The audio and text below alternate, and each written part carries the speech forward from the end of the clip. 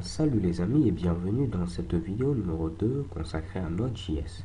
Alors dans cette vidéo, qu'est-ce que nous allons faire? Nous allons tout simplement installer ensemble Node.js, que ce soit sous Windows, sous Mac, mais également sous Linux. Alors si vous voulez installer Node.js, vous devez vous rendre tout simplement au niveau du site officiel de Node.js, nodejs.org. Une fois que vous êtes sur la page d'accueil de ce fameux site web, vous cliquez sur le bouton Downloads.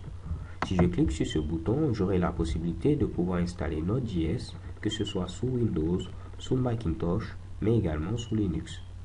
L'installation de Node.js sous Windows est assez facile. Vous n'avez qu'à cliquer sur ce Mitsubishi, télécharger le setup, suivant, terminé, et chez Kebam, vous avez Node.js installé sur votre machine.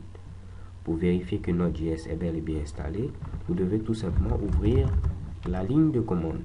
Donc si j'ouvre l'invite de commande, je n'ai qu'à taper ici node-v. Si je vois apparaître la dernière version en date de Node.js, ici la version 0.10.24, chez Kebam, j'ai Node.js installé sous Windows. Pour ce qui est de l'installation de Node.js sous Mac, vous n'avez qu'à télécharger le fichier .pkg et automatiquement vous pourrez l'installer comme vous le faisiez d'habitude. Pour l'installation de Node.js sous Linux par contre, il faut ici faire quelque chose de différent.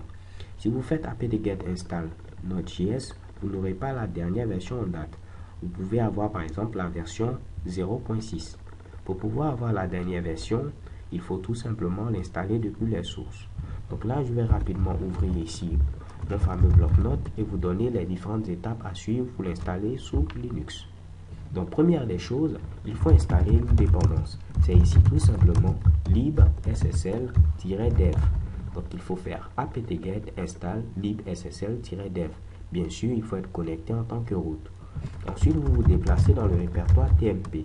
Ce qui va faire que l'archive qui sera téléchargée sera tout simplement supprimée au prochain boot. Ok? Parce qu'on ne va plus avoir besoin de cette fameuse archive-là. Donc ensuite, je fais wget.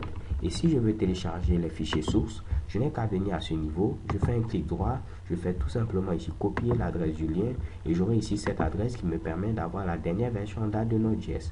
Ici, je peux me rendre compte, c'est la version ici 0.10.25. Ok? Donc, je n'ai qu'à venir coller ce lien et en faisant wget suivi de ce lien, je vais télécharger ma fameuse archive ici, nodejs.gz. Ensuite, je n'ai qu'à dézipper cette archive, donc je fais tar xvfz, je colle ce fameux Mitsubishi et j'aurai ici mon fameux dossier dézippé. Je me rends ensuite dans ce dossier, donc ce sera maintenant ici node-v0.10.25. Ensuite, je n'ai qu'à faire /configure pour pouvoir configurer ce Mitsubishi. Je fais ensuite make pour le compiler et je fais make install pour l'installer. Alors cela peut prendre un peu de temps, raison pour laquelle je n'ai pas tenu à le montrer dans cette vidéo, vu que j'ai une machine assez lente. Alors les gars, c'est tout pour cette vidéo. Si vous rencontrez des difficultés lors de l'installation de Node.js, merci de laisser tout simplement des commentaires en bas de cette vidéo.